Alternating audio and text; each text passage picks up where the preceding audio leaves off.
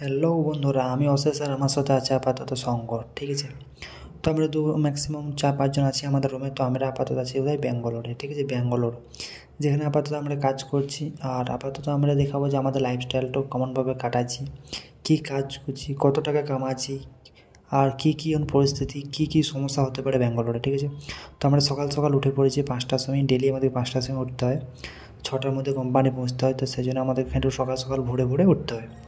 তো শঙ্করও ম্যাক্সিমাম রেডিমেডি হয়ে গেছে, আমিও রেডিমেডি হয়ে গেছি।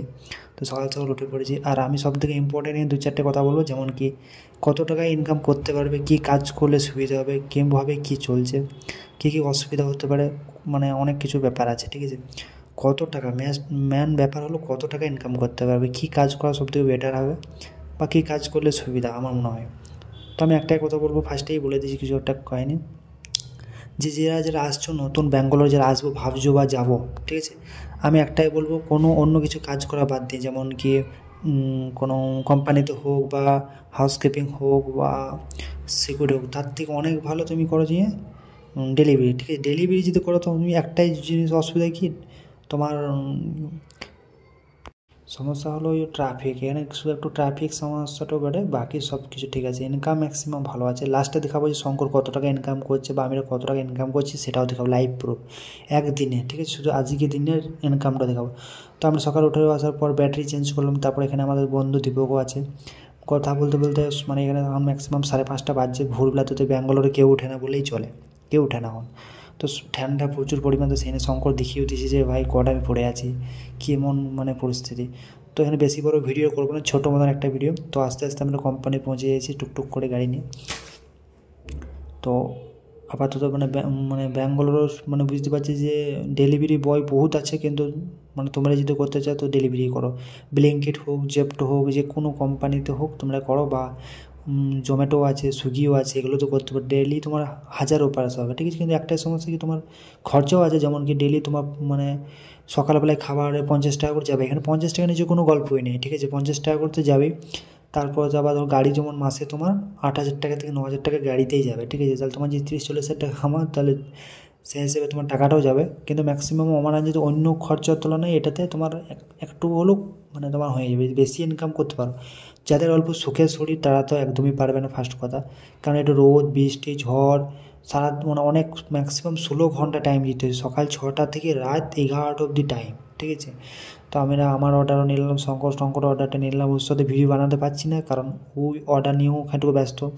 আর আমি নিজে অর্ডারটা নিয়ে এসে পরে আমিও চলে এসেছি, কারণ সবসময় মানে ভিডিও করা সম্ভব হচ্ছে না। তো ছোটো করে একটা ভিডিও একটুকু করে দেখাবো ব্যাস, কারণ বেশি দেখালে বহুত বড় হয়ে যাবে ভিডিওটা অনেক। মানে লাইভ 16 ঘন্টা থেকে আমি যেখানে 6 ঘন্টায় 6 মিনিটের মধ্যে যদি নিয়ে আসি, তো মানে কত ছোটো করে তো টানতে হবে। তো আমি অর্ডার দিয়ে দিলাম। এখনও আমি যাত্রায় ছিলাম, এখানে লিফট তো ছিল না, লিফটে চেপে চেপে বাসতে যাও।